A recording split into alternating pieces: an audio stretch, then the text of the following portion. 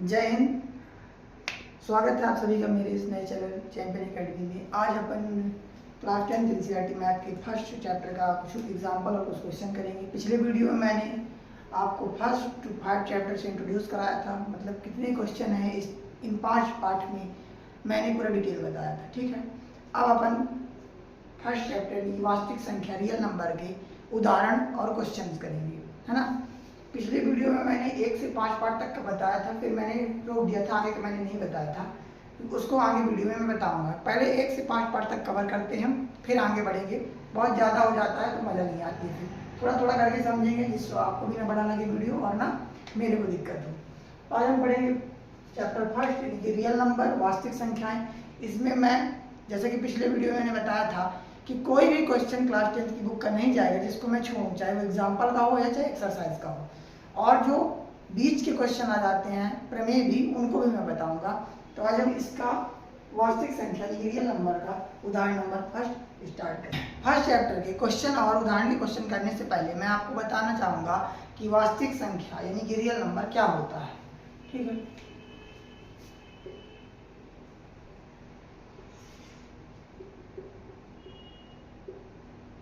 Real number जो हमारा बनता है वो बनता है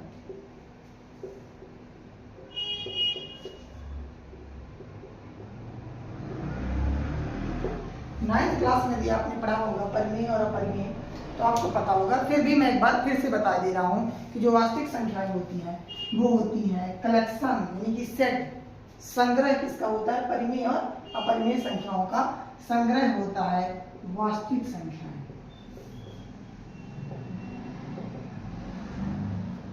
कौन सी संख्याओं का, परिमेय और अपरिमेय, रेशनल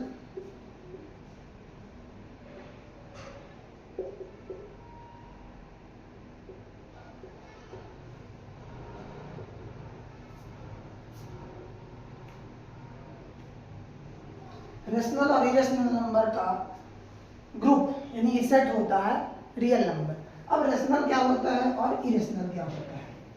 ठीक है, रेशनल नंबर यानी कि परिमेय संख्याएं वो संख्याएं होती हैं जिनका हम बंटवारा कर सकते हैं, डिवीजन कर सकते हैं, जिनको हम P/Q के रूप में लिख सकते हैं, उनको कहते हैं रेशनल नंबर। और जहाँ पे Q ≠ 0 होता है यानी कि कोई भी ऐसी संख्या जिसका हम बंटवारा कर सकते हैं उसे हम रेशनल नंबर कहते हैं। वो सभी संख्याएं जिन्हें हम P/Q के रूप में लिख सकते हैं उन्हें हम रेशनल नंबर यानी कि परिमेय संख्याएं कहते हैं। अब जाते हैं इरेशनल नंबर, वो सभी नंबर जिनको हम P/Q के रूप में नहीं लिख सकते हैं, यानी कि मैथमेटिक्स में ऐसे नंबर जिनको हम डिवाइड नहीं कर पाते हैं या उचित नहीं माना जाता है बंटवारा करने के लिए, उनको हम कहते हैं इरेशनल यानी कि अपरिमेय। तो कुल मिला के कहा जाए कि परिमेय और अपरिमेय का संग्रह होता है रेशनल नंबर। ठीक है, तो आई होप कि परिमेय और अपरिमेय का संग्रह से बना वास्तविक संख्या ये आपको समझ में आया होगा। अगर फिर भी कोई डाउट रह गया है तो मैं आपको कमेंट करिएगा, तो मैं आपको और डिटेल में बताऊंगा। क्योंकि इस चैप्टर में मैं आपको क्वेश्चन आंसर करा रहा हूँ तो मैंने थोड़ी सी इंट्रोड्यूस कराया है। अगर आपको एक सेपरेट वीडियो चाहिए कि संख्याओं के लिए, तो उसके लिए आप कमेंट करिएगा, मैं अलग से बना दूंगा। अब अपन आते हैं उदाहरण में। ठीक है,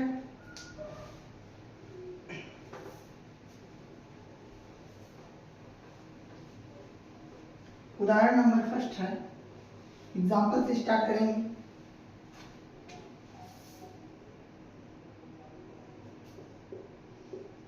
एग्जाम्पल नंबर फर्स्ट देखते हैं, एग्जाम्पल नंबर फर्स्ट क्या कहता है।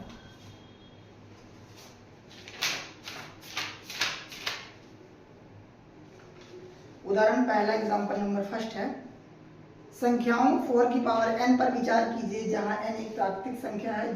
जांच कीजिए कि क्या n का कोई ऐसा मान है जिसके लिए n की पावर n अंक शून्य पर समाप्त होता है।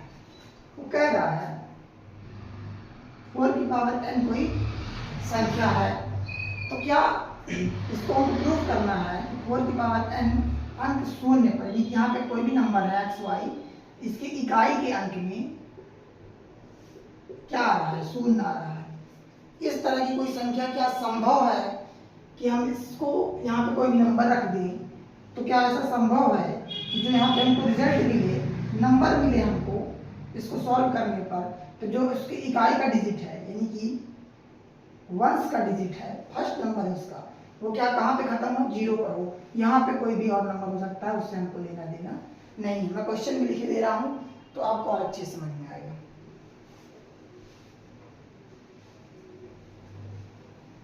क्वेश्चन क्या कह रहा है, सबसे पहले समझते हैं। संख्याओं 4 की पावर n पर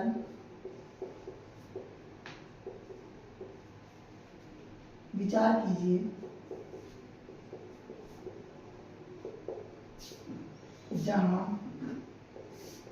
n एक प्राकृत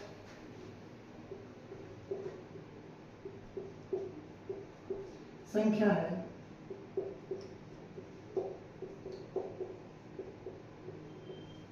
जांच कीजिए कि क्या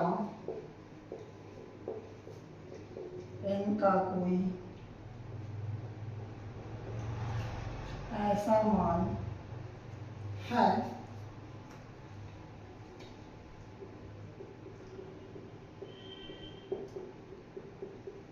जिसके लिए 4 की पावर n अंक 0 पर समाप्त होता है। क्वेश्चन हमारा कह रहा है कि कोई सांकेतिक अंक है कि हमको कोई सवाल दे दिया गया है इस रूप का, 4 की पावर n रूप का। तो जब हम इसको सॉल्व करते हैं, जहां n एक प्राकृतिक संख्या है, नेचुरल नंबर है, तो जब हम इसको सॉल्व करते हैं तो क्या इसका आंसर 0 आ सकता है? ऐसा कह रहा है वो, ऐसा। या इसको सॉल्व करने पर जहां n एक प्राकृतिक संख्या है, नेचुरल नंबर 1 2 3 4 है ना। अब यहाँ पे दो चीजें आ गई। एक चीज आ गई कि n का कोई ऐसा मान नहीं, सॉरी, हाँ, n एक प्राकृतिक संख्या है। तो अगर आपने नंबर सिस्टम में, संख्या पद्धति में नंबर्स नहीं पढ़े हैं, सम संख्या, विषम संख्या, प्राकृतिक संख्या, परिमेय, अपरिमेय, भाज्य, भाज्य, ये सब आपने नहीं पढ़ा है, तो ये क्वेश्चन आपको यहाँ पे समझने में दिक्कत जाएगी। 9th और 8th में भी है। तो ये सवाल लगाने से पहले आपको 10 नंबर जो मैंने बताया था, सम संख्या, विषम, भाज्य, अभाज्य, परिमेय, अपरिमेय, वास्तविक, है ना, जितने भी नंबर हैं 10-11 प्रकार के नंबर हैं संख्या पद्धति में मैंने बता रखे हैं। अगर नहीं बताए तो मैंने फिर भी अगले वीडियो में कमेंट करिए तो मैं और अच्छे से बता दूंगा। तो यहाँ पे नहीं समझ में आएगा आपको क्वेश्चन नहीं समझ में आएगा तो फिर आप सॉल्व नहीं कर पाओगे, ठीक है। तो अब देखते हैं क्या रहा है, जांच करना है इसका। जांच कीजिए क्या n का कोई ऐसा मान हो जिसके लिए 4 की पावर n अंक 0 पर समाप्त होगा। तो यहाँ पे ऐसा है, वो कह रहा है कि 4 की पावर n कोई संख्या लेते हैं, माना है, और जब हम इसको सॉल्व करें तो जो इसका वंश का अंक है, वंश यानी कि इकाई, किसका अंक, इकाई, इकाई का अंक क्या 0 आएगा। तो चलिए इसको सॉल्व करते हैं। आई होप कि क्वेश्चन समझ में आ गया होगा आपको। देखिए सबसे पहले हम एक चीज जान लेते हैं, हम जानते हैं, नहीं जानते हैं तो जान लीजिए।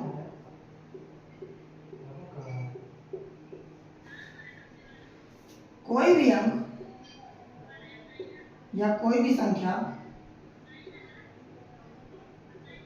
यदि अंक इकाई पर खत्म होती है, अंक इकाई से स्टार्ट होती है, खत्म नहीं बोलेंगे, शुरू होती है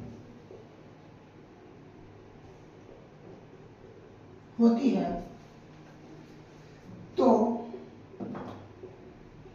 उसके गुणांक में कम से कम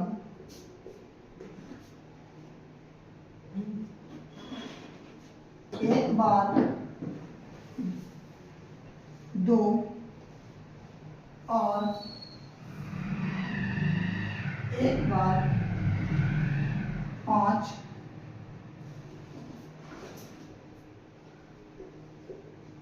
जरूर आएगा। गुणनखंड में या गुणांक में कह सकते हैं। देखिए यदि कोई भी नंबर यदि कोई भी नंबर या संख्या अंक इकाई से शुरू होती है तो उसके गुणांक में या गुणनखंड में जब हम उसको बंटवारा करेंगे, गुणनखंडन करेंगे, तो कम से कम उसके गुणनखंड में 1 टाइम 2 और 5 आएगा ही आएगा। कैसे देखते हैं इसको एग्जाम्पल के जरिए। जैसे हमारा 10 के इकाई के अंक में 2 है, अब हम इसका गुणनखंड करेंगे।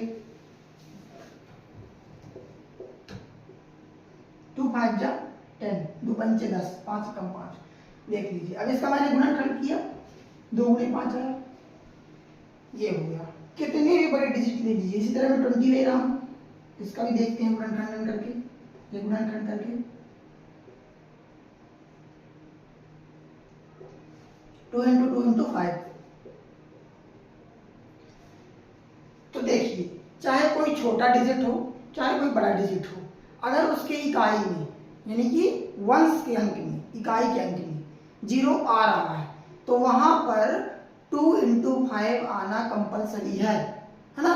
तो आई होप कि ये चीज आपको समझ में आ गई होगी।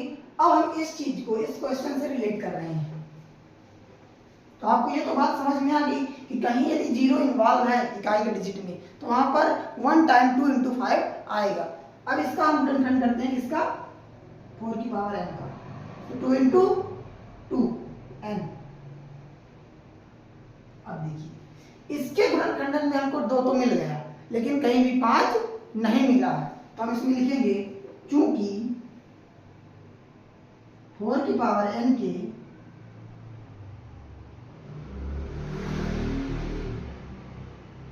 गुणनखंड में 2 तो है पर 5 नहीं है, अतः 4 की पावर n अंक 0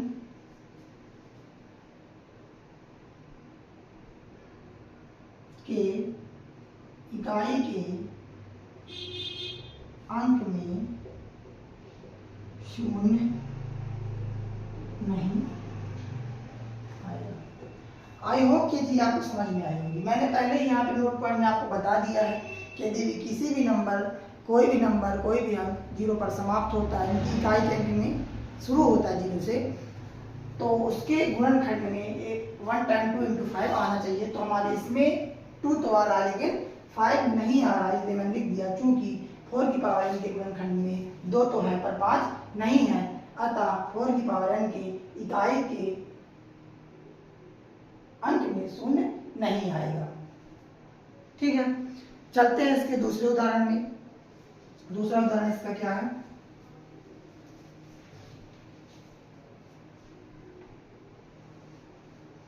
दूसरा उदाहरण इसका इससे भी इजी है।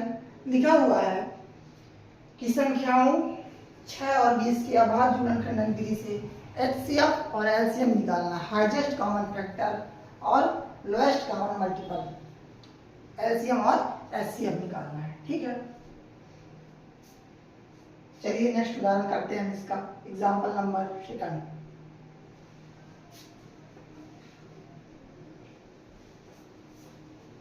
उदाहरण देखते हैं हम। लिखा हुआ है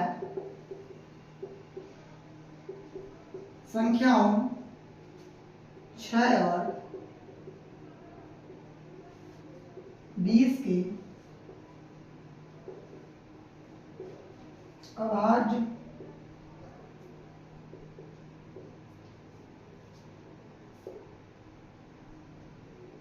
गुणनखंडन विधि से HCF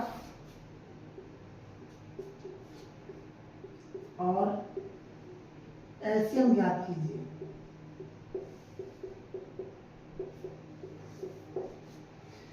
दूसरा एग्जांपल अगर आप आराम समझेंगे तो बहुत ही इजी है। कह रहा है 6 और 20 का HCF और LCM निकालिए। कौन सी विधि से? अभाज्य गुणनखंडन विधि से। नाम दे दिया बिना मतलब को आपको परेशान करने के लिए, शुद्ध भाषा में कहा जाए तो 6 और 20 का LCM और HCF निकालना है। कोई विधि नहीं है, बिना मतलब का लिखा हुआ है, उसी तरह सिंपल करना है ना। हम सबसे पहले क्या निकाल लेंगे? हमको क्या दिया है?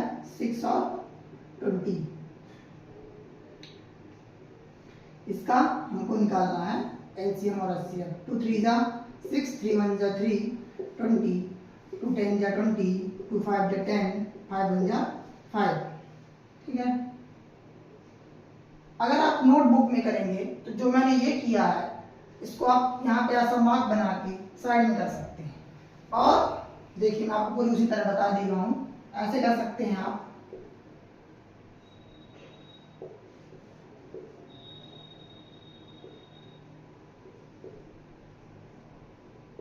देखिए इससे क्या होता है, ये मार्क बना के साइड में रखने से जब एग्जामिनर कॉपी चेक करता है तो वो स्ट्रेस में रहता है, क्योंकि उसको आपकी कॉपी नहीं चेक करना है, बहुत सारी कॉपी चेक करना है, मल्टीपल काम होते हैं उनके पास। गर्मियों की छुट्टी में उनको कॉपी दी जाती है, अब वो किस स्ट्रेस में है।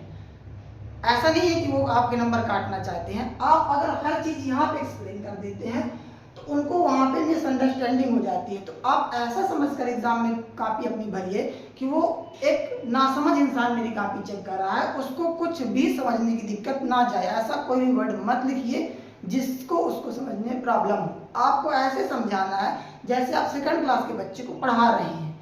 अब ऐसा नहीं करना है, ये सबको पता है, उनको तो सब पता है, वो डेली 200 कॉपी चेक करते हैं, उनको पता है, बट आपको एक्सप्लेन कराना है। इसलिए जो कुछ भी आप करते जाएं तो साइड में मार्क करके रखते जाएंगे, इससे उनको समझने में आसानी होगी और आपको पूरे नंबर मिलेंगे। ऐसा दिमाग में नहीं सोच लेना कि सर को पता है ये कहाँ से आया, उनको पता है, लेकिन आपको एक्सप्लेन करना है बेहतर तरीके से। तो इसको आप साइड में कर लेंगे। ठीक है, अब यहाँ पे स्टार्ट करेंगे। यहाँ पे मैं देख रहा हूँ जब कोई बच्चा कॉपी बनाता है तो एरो लगाना भूल जाता है। मैंने पिछले वीडियो में आपको बताना भूल गया हूँ। तो यहाँ पे नंबर जब स्टार्ट करते हैं काम करना, हल करके ऐसे नंबर करना है। इससे क्या होता है, लाइन का पता चलता है, ये डिसाइड करती है कि ये हमारी फर्स्ट रो थी और ये कहाँ तक जाएगी। अगर मैंने फर्स्ट रो लगा दी है और सेकंड यहाँ पे लगाई है तो दैट मीन्स ये लाइन अभी मेरी यहाँ से चल के यहाँ तक आ रही है। ठीक है, अब यहाँ पे लगा दी है तो यहाँ पे खत्म, दूसरी स्टार्ट हुई। ये चीजें छोटी छोटी हमको हमारे नंबर इंक्रीज करने में मदद कराती हैं और एग्जामिनर को खुश कराती हैं, जिससे वो आपको नंबर बढ़ा के दे सके। अदरवाइज सेम तरीके से कोई क्वेश्चन करता है, आंसर लाने में कोई दिक्कत नहीं आती। प्रोसेस आपको नंबर दिलाता है, तो प्रोसेस में आपको कुछ नहीं छोड़ना है। आपने साइड में यहाँ पे कर दिया है, अब इसको कैसे करेंगे, आप यहाँ पे लिखेंगे 6 2 into 3 यहाँ, अब यहाँ पे नहीं करना, ठीक, ये वही लाइन है। अब यहाँ पे लिखेंगे 20 2 into 5। अब आपको क्या निकालना है, एचसीएफ और एलसीएम। ठीक है, एचसीएफ और एलसीएम निकालना है। तो एचसीएफ देखिए क्या होता है, ऐसे नंबर, ऐसे डिजिट जो दोनों संख्याओं पर कॉमन हो। देखिए 6 और 20 में क्या कॉमन है, 2 और 2, यहाँ पे भी 2 है, यहाँ पे भी 2 है, 3 है लेकिन यहाँ पे 3 नहीं है, तो हमारा ये क्या हो गया, कॉमन है ना। तो ये एचसीएफ हो जाएगा हमारा। तो मैम यहाँ पे नोट पॉइंट करके लिखेंगे 6 और 20 का एचसीएफ। ठीक है, यहाँ पे सॉरी मैं और छोटे डिजिट में की जा रहा हूँ। दूसरी चीज, एक चीज याद ये रखना है, एरो के नीचे एरो होनी चाहिए पूरी। अभी मेरे यहाँ पे क्या हो गया था, मैंने यहाँ से लिखना स्टार्ट किया, मेरा यहाँ पे हो गया था। अगर मैं यहाँ से एरो लगाता तो बिल्कुल सही नहीं लगता। इसी तरह की कॉपी को चेक करने में एग्जामिनर का सर खराब होता है और आपके नंबर कटते हैं, जैसे मैंने ये गलती की। ठीक है, एरो के नीचे अगर एरो रहेगी तो उसको कॉपी चेक करने में बेहतर लगेगा, कंफर्ट फील होता है सर को। ठीक है, 6 और 20 का एचसीएफ। ठीक, यहाँ पे एरो बनाए। अब यहाँ पे क्या हो गया, 2, ये 2 क्या हो गया, एचसीएफ हो गया। अब एचसीएम क्या हो जाएगा, इसी तरह सेम करना है, 6 और 20 का एलसीएम। ये लाइन क्या बताएगी आपको कि जो ऊपर चीज लिखी है वही, अब मैंने एचसीएफ की जगह लिख दिया एलसीएम।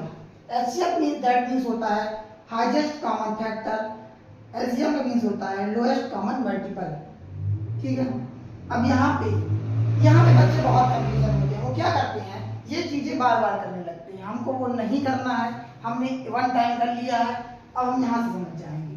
जो हमारा एचसीएफ होता है कि फिर इसको हटाइए आप, यहाँ पे जो 6 और 20 में दोनों में कॉमन है उसको यहाँ पे रख देंगे। अब इसको हटा दिए, अब इसके बाद जो कुछ भी बचा है वो पूरा हम एज इट इज रख देते हैं।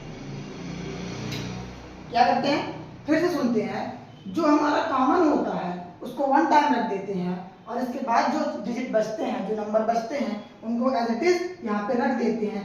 ये होता है हमारा एलसीएम। और जो इन दोनों नंबर्स में यदि तीसरा नंबर होता उसमें भी यदि कोई डिजिट होता, सपोज दैट यहाँ पे 30 है और यहाँ पे 2 होता, तो हमारा एचसीएफ क्या होता, 2 होता। मैं कोशिश ये कर रहा हूँ कि आप फर्स्ट क्वेश्चन में ही पूरे डाउट क्लियर कर लें, अदरवाइज ये 1 मिनट के अंदर 30 सेकंड का क्वेश्चन है, इसको करके मैं आगे बढ़ गया होता। हर छोटी छोटी चीजें मैं आपको वीडियो में बताने की कोशिश करूंगा, जैसा कि मैंने आपको पहले ही बताने की कोशिश की थी कि मैं बहुत ही इजी लैंग्वेज में हर एक चीज बताने की कोशिश करूंगा अपनी वीडियो में, चाहे वीडियो कितना लंबा ही क्यों ना बन जाए। तो आपको ये एरो का यहाँ पे ध्यान रखना है, एरो के नीचे एरो रहे। ये जो एरो होती हैं, ये एरो नहीं होती, इक्वल्स होते हैं, इनका भी विशेष ध्यान रखना है। ऐसा नहीं कि मैंने 6 यहाँ पे लिखा और 20 यहाँ पे रख दूँ। जो हमारी कॉपी है वो देखने के साथ अच्छी लगेगी, तब वो कोई देखेगा उसको।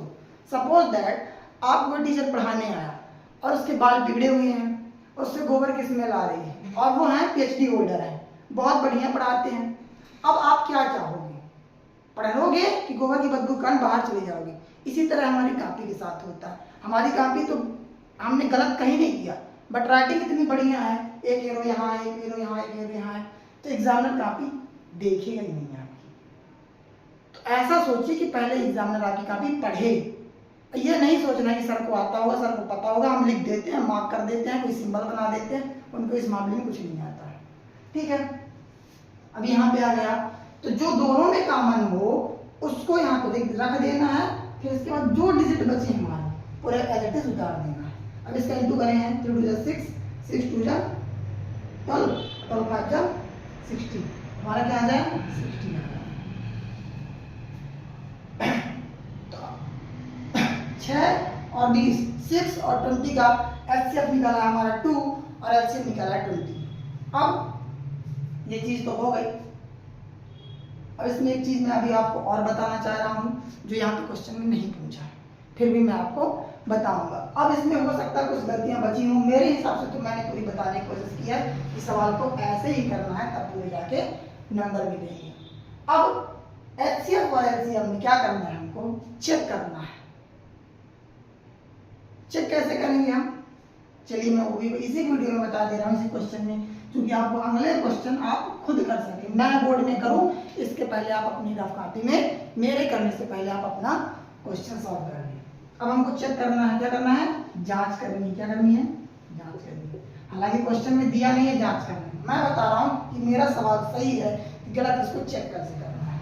देखिए इसमें कितने डिजिट दिए हुए हैं, 2 डिजिट दिए हुए हैं, 2 नंबर दिए हुए हैं, 6 और 20। इसका फार्मूला होता है प्रथम संख्या गुणे द्वितीय संख्या बराबर एलसीएम गुणे, ये हमारा फार्मूला है। इससे हम चेक करते हैं। प्रथम संख्या क्या अपनी 6, दूसरी क्या है 20, एलसीएम कितना आया है 60, एचसीएफ कितना आया है 2, 120, 120। आंसर हमारा सही है। अब कई बार क्या होता है, जहां पे मैंने कॉमन लिया है यहाँ पे मेरे से भी कंफ्यूजन में हो जाता है, जल्दी में हो जाता है, तो यहाँ पे गलतियां हो जाती हैं। अब हम अपने हिसाब से तो एग्जाम में बढ़िया तरीके से करके आए हैं, हमारा आंसर सही है। कितने सेकंड लगा, 20 सेकंड लगा, 30 सेकंड। इस तरीके से अगर हम चेक कर लें तो हो सकता है यहाँ पे 60 की जगह 70 करके आए हूँ, और ऐसे करके चेक करने से हमारी गलती पकड़ जाए और हम 2 नंबर खोने से बचे। 2-2 करके नंबर हमारे इंक्रीज होते जाएंगे। एक तो 2 नंबर का सवाल है, हमने एरो लगाई नहीं लगाई, दूसरा यहाँ पे डिजिट गलत कर दिया नहीं किया। अब हम घर में आके क्या जोड़ रहे हैं, 70 नंबर के पेपर में 80 नंबर का, इसमें हमको 0 नंबर नहीं मिलेंगे, क्योंकि 2 नंबर का सवाल था, हमने 2-3 गलतियां कर दी। ऐसे में हो जाता है हमारा सवाल खराब। ठीक है, तो आई होप कि ये चीजें आपको समझ में आई होंगी। ये फार्मूला रट लेना है, इससे 2 नंबर का एग्जाम में क्वेश्चन पक्का आता ही आता है, चाहे किसी भी तरीके से दे, लेकिन देगा। एचसीएफ और एलसीएफ का क्वेश्चन देता है, ऐसे हमको चेक कर लेना है। तो हमारी गलती अगर यहाँ पे होगी एलसीएम और एलसीएफ में, तब पकड़ सकते हैं। ठीक है, चलते हैं नेक्स्ट वीडियो में। इसका स्क्रीनशॉट ले लीजिए, मैं साइड हो जा रहा हूँ। इसका नेक्स्ट एग्जांपल करते हैं अपना तीसरा। नेक्स्ट क्वेश्चन दिया है, अभाज्य गुणनखंड विधि द्वारा 96 और 404 का HCF ज्ञात कीजिए और फिर इसका एलसीएम ज्ञात कीजिए। सेम वही एलसीएम और एचसीएफ।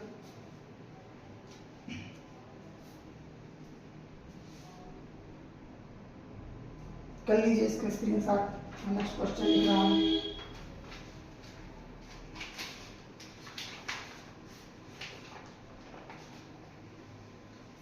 थर्ड एग्जांपल,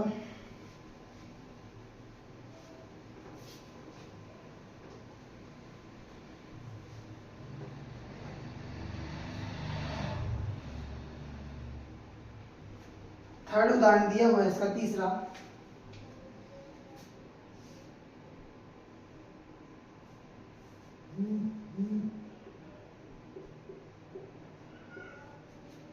अभाज्य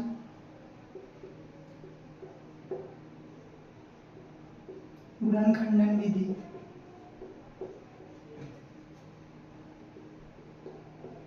द्वारा 96 और 404 का HCF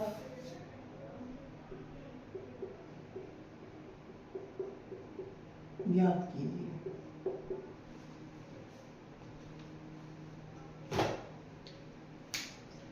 ठीक है, सेम है। अगर आप रफ कॉपी लेके बैठे हो तो कर सकते हैं, 30 से 40 सेकंड लगेगा।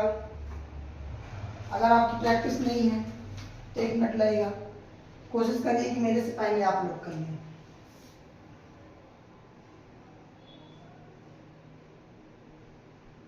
देखते हैं इसका क्वेश्चन। नंबर दिया हुआ है 96 और 404। यही दिया हुआ है। यहाँ पे मैं जैसे मैंने बताया था साइड में, यहाँ पे किए ले रहा हूँ।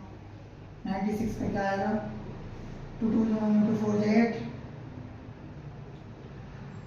सॉरी 2 8 16, 2 4 जा 2 1 जा 2 2 जा 2 6 जा 2 3 जा 3 1 जा 4 0 1 2 2 जा 0, सॉरी 2 जा,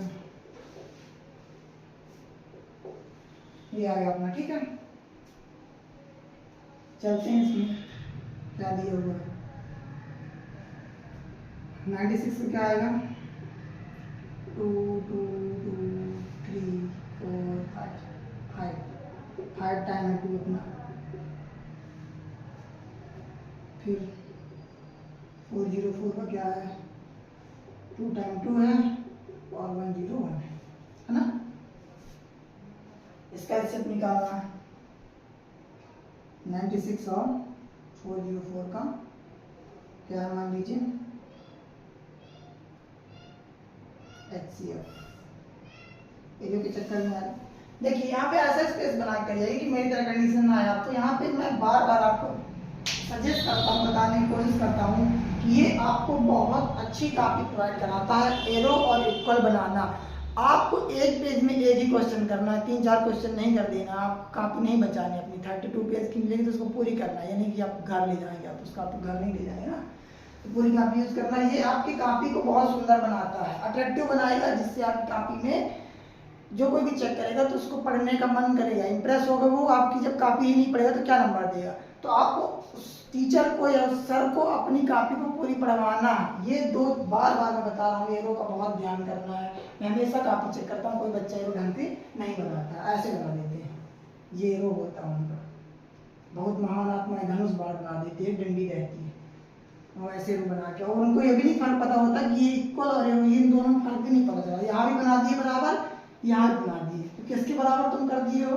यहाँ क्या रखा, 0 रखा, उसके बराबर तुम 404 कर दिए, उसके बराबर ये कर दिए, खत्म, आंसर आ गया 0। यहाँ भी लिख दो बराबर 0, सब बराबर बराबर कर दो। ऐसा नहीं होता, यहाँ पे अपने को प्रॉपर एरो बनाना है।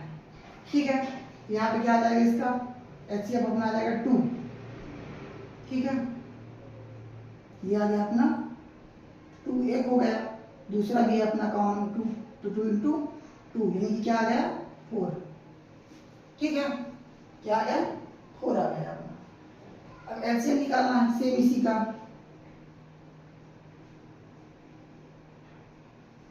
तो वो कैसे निकालेंगे, क्या बताया था मैं, याद करिए। जो हमारा कॉमन निकला हुआ है एचसीएफ के लिए, तो एचसीएफ के सेम डिजिट रख देना है, ये रख दिए, एचसीएफ के सेम डिजिट रख दिए। अब उसके बाद कितने 2 बचे हैं, 1 2 3, 1 2 3, फिर क्या बचा है 3, फिर क्या बचा है 101 जी। अब इसका आप इंटू कर दीजिए, आंसर आ जाएगा आपका, यहाँ पे आंसर आ जाएगा, वही आपका क्या हो जाएगा एलसीएम हो जाएगा। ठीक है, करते हैं इंटू करके देखते हैं क्या आता है, फिर चेक भी मैं करा दूंगा। 2 इंटू 2 2 जा 4, 2 3 4 2 जा 8, 8 2 जा 16, 16 32,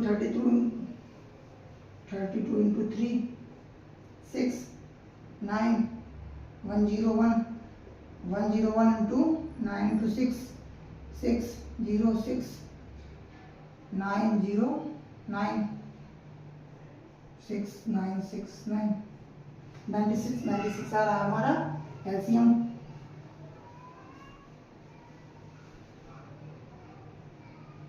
दूसरी चीज कैलकुलेशन करने से मेरे को एक चीज याद आई, आप कॉलेज वाले स्टूडेंट मत बनिएगा, कैल्सी और मोबाइल यूज मत करिएगा। इससे क्या होता है एग्जाम में आपकी प्रैक्टिस बिल्कुल कम जाती है और आप इंटू और मल्टीप्लिकेशन जैसी चीज़ों में गलतियां करके आ जाते हैं। आपको कैल्सी नहीं यूज करना, आप इंजीनियरिंग स्टूडेंट नहीं, आप गेट क्वालिफाई नहीं कर रहे हैं कि आप कैल्सी का इंटू नहीं होगा, इतने बड़े मल्टीप्लिकेशन आपके एग्जाम में आए ही नहीं। ठीक है, तो आपको प्रैक्टिस टाइम भी मल्टीप्लिकेशन सब्ट्रैक्शन और डिवीजन खुद से करने हैं, कैल्सी यूज नहीं करना, प्रैक्टिस करना, बहुत डिजिटलाइजेशन मत जाइएगा। ठीक है ना, तो इतना आ रहा है। अब इसको चेक करते हैं अपन। आई होप कि यहाँ तक की चीजें आपको समझ में आई होगी। मैं फिर रिपीट किए दे रहा हूँ, इन दोनों का गुणनखंडन करने के बाद आपको ऐसा सेम डिजिट लिख लेना है, फिर एचसीएफ निकालने के लिए कॉमन फैक्टर यानी कॉमन डिजिट ढूंढना है जो इन दोनों गुणनखंडन में कॉमन हो। तो हमको क्या मिला 2 और 2, मैंने यहाँ पे रख दिया, मल्टीप्लाई कर दिया। अब इन दोनों को छोड़ दो, ये दोनों मैंने यहाँ पे रख दिए। इसके बाद जितने नंबर बचते हैं मैंने पूरे को यहाँ कॉपी कर दिया। देखिए 1 2 3 1 2 3 3 आ गया 1 आ गया। अब इनका पूरा मल्टीप्लाई कर दिया, इतना आंसर आ गया। अब मैं चेक करने जा रहा हूँ, हो सकता है मेरा आंसर भी गलत हो। ठीक है, हम कैसे पता करेंगे, चेक करके पता करेंगे। कैसे, मैंने आपको पिछली बार फार्मूला बताया था, क्या बताया था, क्या बताया था, प्रथम संख्या गुणे द्वितीय संख्या बराबर एलसीएम गुणे HCF. First number into second number equal to LCM into HCF. ये एलसीएम और एचसीएफ ज्ञात करने का सूत्र होता है। ये अभी आगे हमको ऐसे क्वेश्चन दे देगा कि एचसीएफ दे देगा, एलसीएम दे देगा, नहीं सॉरी, ये दोनों संख्याएं दे देगा, इन दोनों में से कोई नंबर दे देगा और फिर बोलेगा एचसीएफ फाइंड करिए। ये दे दिया, ये दे दिया, ये दे दिया, इसको हमको फाइंड करना है, एचसीएफ को।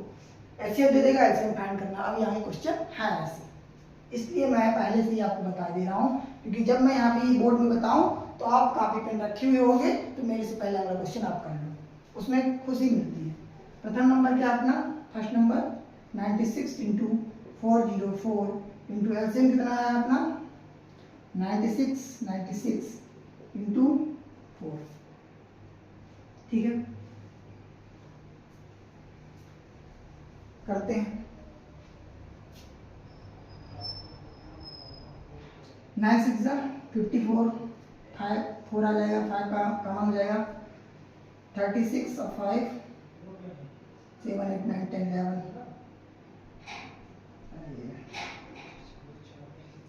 4 आ जाएगा, 2 हो जाएगा, 36 37 38 8 आ गया, 3 कॉमन आ गया, 6 4 24 25 6 7 2 आ जाएगा, 36 37 38 कितना आ गया है। अभी बड़ी डिजिट तो उल्टा के दे रहे हैं, 404 यहाँ के दे रहे हैं, 404 इंटू 96 ठीक है, 4 4 आ जाएगा, 4 0 हो जाएगा, 24 26 आ जाएगा यहाँ पे। अच्छा कुछ 36 की चला 3 0 3 36 यहाँ पे देखते हैं 4 6 और 2 8 7 8 3 आ गया। अपना आंसर आ गया 38784 इक्वल्स टू 38784। चेक करने पर लग गया।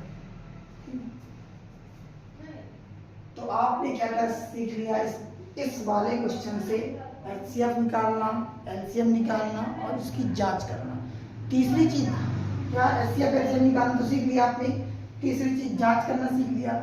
चौथी चीज क्या सीख लिया, अगर हमको ऐसा सवाल देगा, आगे वीडियो में है, क्वेश्चन में है, आगे आपके एग्जाम में एक्सरसाइज में ऐसे फार्मूला दे देगा, फार्मूला नहीं भी देगा तो आपको नंबर दे देगा कोई और एचसीएफ दे देगा, एलसीएम दे देगा। इस फार्मूले से आपको क्वेश्चन के आंसर निकालना है।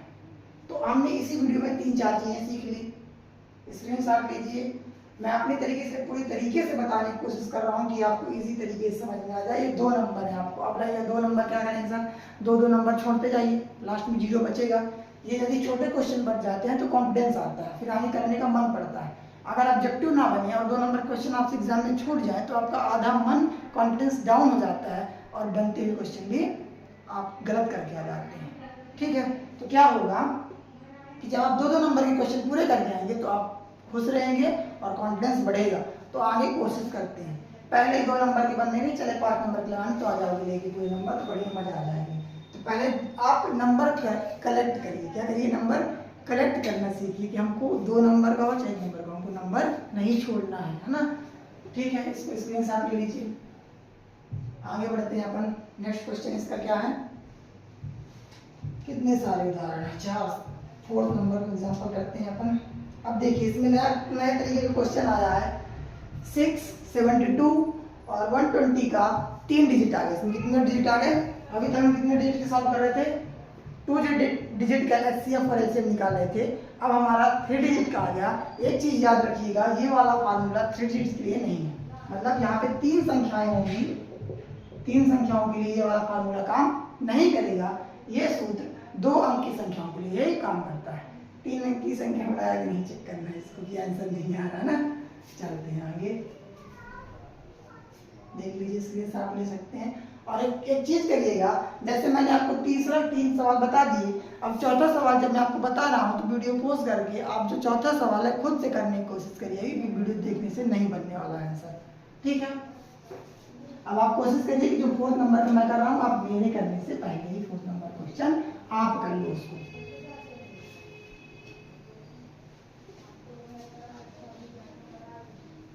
शुरू कर दीजिए। Example number 4